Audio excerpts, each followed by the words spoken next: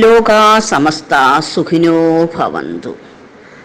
നമുക്ക് ഏറ്റവും പ്രധാനപ്പെട്ടത്, നമുക്ക് വേണ്ടത് ചിന്താശക്തിയാണ്. ഇന്നത്തെ കാലത്ത് കൊച്ചുകുട്ടികളുടെ ഇടയിൽ അങ്ങനെ ഒരു സംഭവമേ ഇല്ല. എന്തെങ്കിലും ചിന്തിച്ച് ചെയ്യണം എന്നൊരാഗ്രഹം ആ കുട്ടികളിൽ വളർത്തേണ്ടത് മുതിർന്ന ആൾക്കാരാണ്.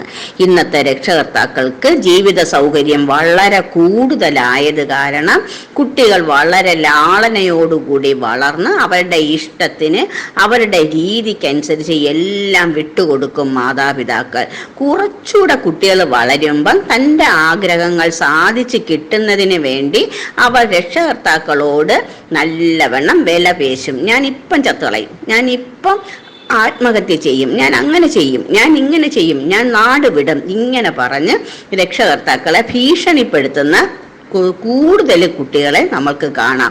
അവരങ്ങനെ ഭീഷണിപ്പെടുത്തുമ്പോഴത്തേക്കും രക്ഷകർത്താക്കൾ വിചാരിക്കുന്നത് തനിക്ക് ഒരു കുട്ടിയേ ഉള്ളൂ, അല്ലെങ്കിൽ 2 കുട്ടിയേ ഉള്ളൂ, ഈ കുട്ടികളെ ഞങ്ങൾ ഇങ്ങനെ അങ്ങ് വളർത്തിയില്ലെങ്കിൽ ഞങ്ങൾക്ക് ആ കുട്ടികളെ നഷ്ടപ്പെട്ടു പോകും എന്നുള്ള ഭയത്താൽ അവരെല്ലാ കാര്യങ്ങളും സാധിച്ചു കൊടുക്കും. ഇങ്ങനെ സാധിച്ചു കൊടുക്കുന്നതിൻ്റെ ഫലമായിട്ട് കുട്ടി മാത്രമല്ല നശിക്കുന്നത്, രക്ഷകർത്താക്കൾ മാത്രമല്ല നശിക്കുന്നത്, സമൂഹത്തിനെ കൂടെ നശിപ്പിച്ച് രാജ്യത്തിനെ കൂടെ നശിപ്പിച്ച് മൊത്തമായി ഒരു നാശം വിതയ്ക്കാനുള്ള ആ കഴിവാണ് നമ്മുടെ മാതാപിതാക്കൾ കുട്ടികൾക്ക് വേണ്ടി ചെയ്തു കൊടുക്കുന്നത്.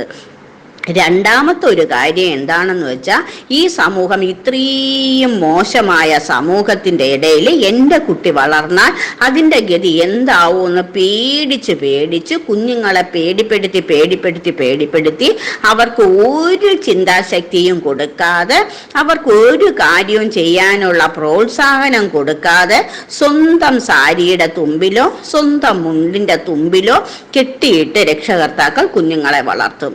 അതും നാശം തന്നെയാണ്. കുട്ടികൾക്ക് നന്മയും തിന്മയും തിരിച്ചറിയാനുള്ള ബോധം കൊടുത്ത് രക്ഷകർത്താക്കൾ വളർത്തണം. അതിന് മാത്രമേ വിജയം ഉണ്ടാവുകയുള്ളൂ, ആ വിജയം മാത്രമേ നിലനിൽക്കുകയുള്ളൂ. ഭഗവാനെ കിട്ടുന്നതോടുകൂടി ആ വിജയം നമ്മുടെ കയ്യിലെത്തും എന്നുള്ളത് ഉറപ്പാണ്. നേടിയെടുക്കുക, ഭഗവാന് തരാൻ കഴിയും. നിങ്ങൾ നേടിയെടുത്തേ പറ്റുള്ളൂ. നേടിയെടുക്കേണ്ടത് നിങ്ങളുടെ ഉത്തരവാദിത്വമാണ്. അത് ഏറ്റെടുക്കുക, സുഖമായി സന്തോഷത്തോടെ ജീവിക്കുക.